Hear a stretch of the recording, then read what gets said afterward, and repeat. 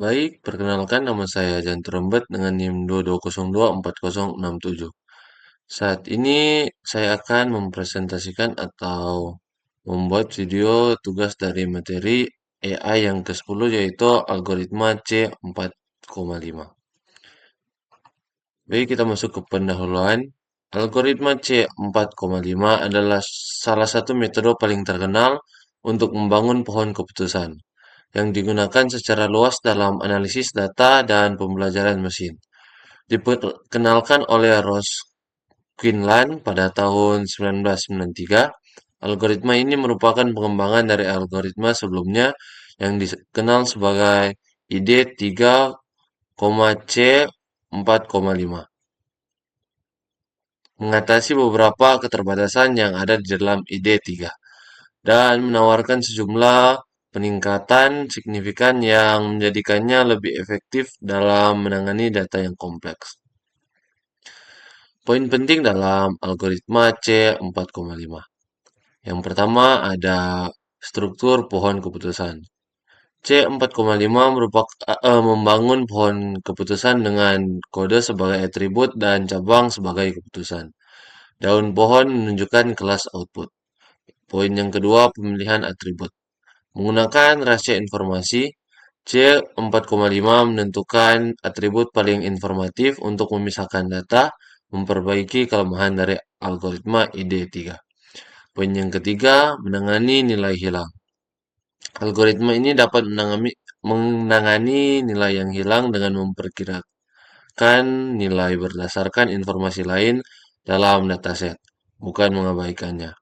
Poin yang keempat, atribut numerik dan kategorikal. C4,5 mampu menangani baik atribut kategorikal maupun numerik dengan membagi nilai numerik menjadi interval untuk pengambilan keputusan. Kategori yang kelima yaitu pangkasan pohon.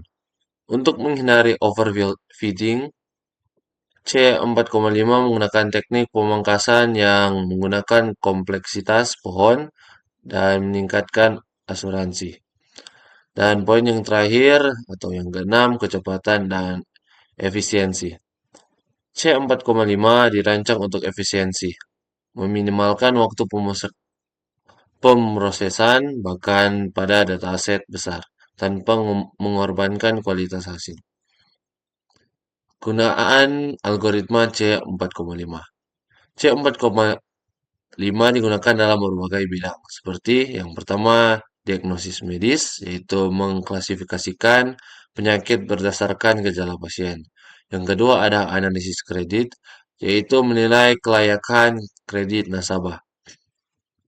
Yang ketiga, pengelolaan data pelanggan, yaitu memahami perilaku pelanggan dan mengembangkan strategi pemasaran. Yang keempat, ada deteksi penipuan, yaitu mengidentifikasi pola mencurigakan dalam transaksi. Yang kelima, ada perencanaan bisnis, yaitu membantu pengambilan keputusan berbasis data. Kemudian kita masuk ke kelebihan algoritma C4,5. Yang pertama, kemampuan menghandle data kategori dan numerik. C4,5 dapat menangani atribut dengan tipe data yang berbeda, termasuk data kategori dan numerik, sehingga fleksibel untuk berbagai jenis dataset. Yang kedua, pengurangan overfitting. Dengan menggunakan teknik pruning, C4,5 mampu mengurangi kompleksitas pohon keputusan dan mencegah overfitting terhadap data pelatihan. Yang ketiga, penanganan data yang hilang. Algoritma ini memiliki mekanisme untuk menangani nilai yang hilang pada atribut sehingga tetap dapat memberikan hasil yang baik meskipun ada kekurangan data. Yang keempat, ada membangun pohon yang lebih kecil. C4,5 cenderung menghasilkan pohon keputusan yang lebih kecil dibandingkan algoritma lain, yang membuat model lebih mudah diinterpretasikan. Yang terakhir ada informasi entropi. C4,5 menggunakan informasi gain ratio sebagai kriteria pemilihan atribut yang membantu dalam memilih atribut yang lebih relevan untuk membagi data. Nah, kemudian masuk ke kekurangan algoritma C4,5, yaitu kompleksitas waktu dan ruang. C4,5 membutuhkan waktu dan ruang yang signifikan, terutama saat bekerja dengan dataset yang besar, yang tidak bisa menjadi tidak efisien. Yang bisa menjadi tidak efisien. Yang kedua ada sensitivitas terhadap outlier. Algoritma ini dapat dipengaruhi oleh data pencilan yang bisa mempengaruhi akurasi model dan membuat pohon keputusan kurang representatif. Yang ketiga ada ketidakstabilan. Perubahan kecil dalam data pelatihan dapat menghasilkan pohon keputusan yang sangat berbeda, sehingga membuat model kurang stabil. Kemudian ada pembentukan pohon yang besar. Dalam beberapa kasus, C4,5 dapat menghasilkan pohon keputusan yang sangat besar, yang dapat mengurangi efisiensi dan mempersulit interpretasi. Yang terakhir ada kesulitan dalam atribut banyak. Dengan atribut banyak.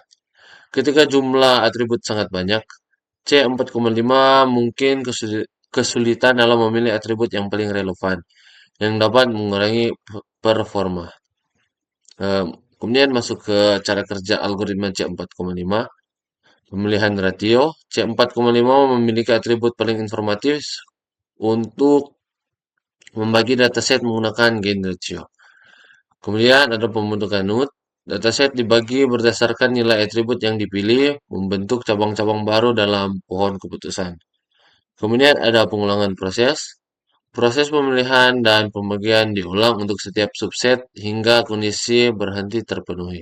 Atau semua instance memiliki label sama, tidak ada atribut tersisa atau ukuran minimum tercapai.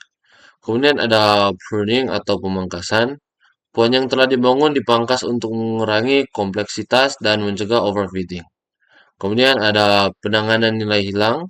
C4,5 dapat mengelola atribut dengan nilai hilang selama proses pembagian. Kemudian yang terakhir ada pohon keputusan akhir. Hasil akhir adalah pohon keputusan yang siap digunakan untuk klasifikasi data baru. Nah, kemudian kita masuk ke kesimpulannya.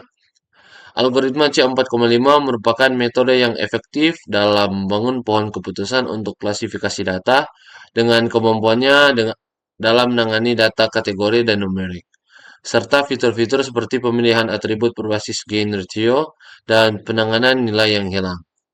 C4,5 memberikan hasil yang akurat dan mudah diinterpretasikan.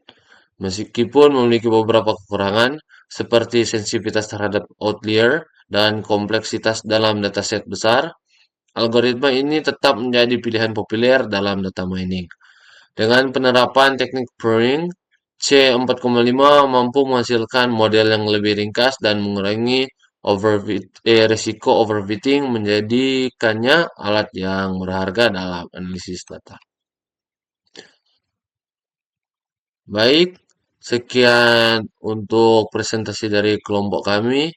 Terima kasih.